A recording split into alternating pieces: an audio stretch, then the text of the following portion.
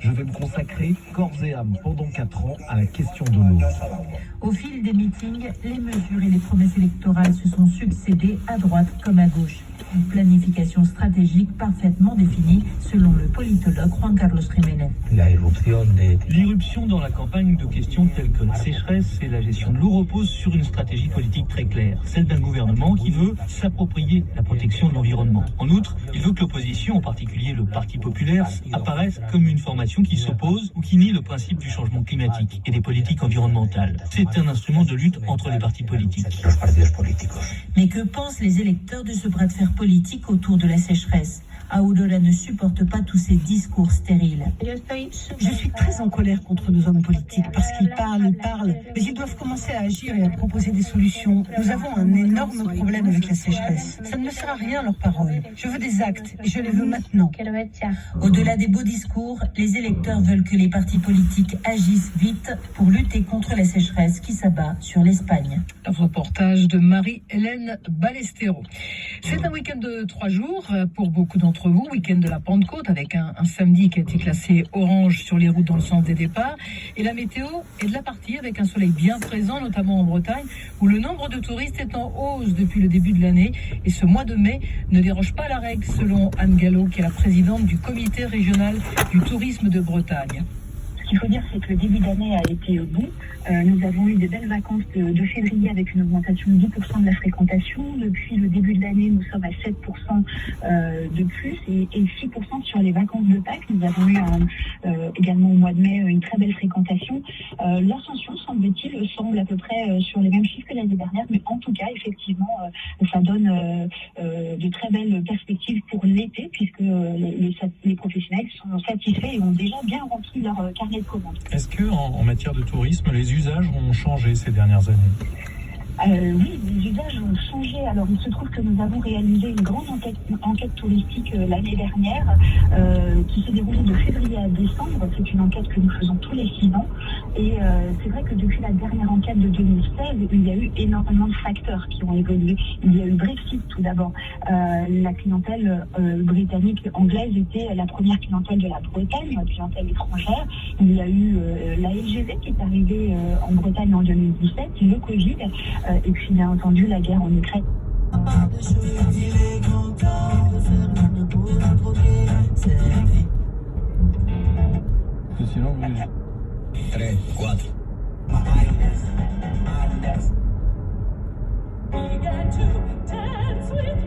Missionnel pur et dur, on a aussi.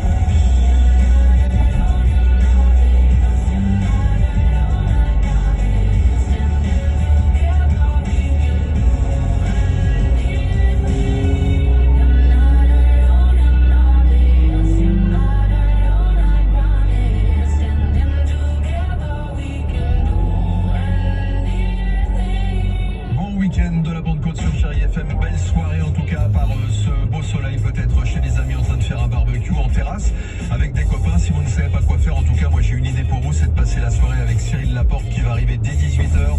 Il passera toute sa soirée avec vous.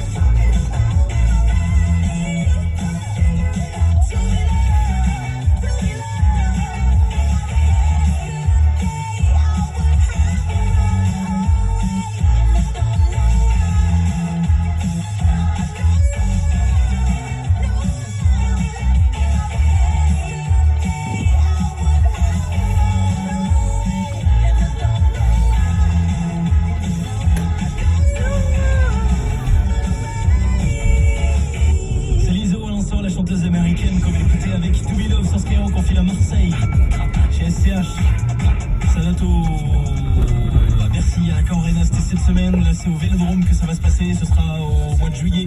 Il reste des places au Calaisie, Skyrock.fm pour aller voir SCH à domicile chez lui. Et il y aura aussi un souvenir de Rosalia et Travis Scott. TKN, ça arrive pour la suite du son sur Skyrock. C'est Urban Music non-stop avec Rosalia qui était venue, j'allais dire vous réveiller, mais non, plutôt vous aider à dormir dans la radio libre entre 21h et minuit. C'était il y a un peu plus d'1 an. Il y a des vidéos retrouvées sur les réseaux. Et pour le son, c'est dans un instant sur Skyrock.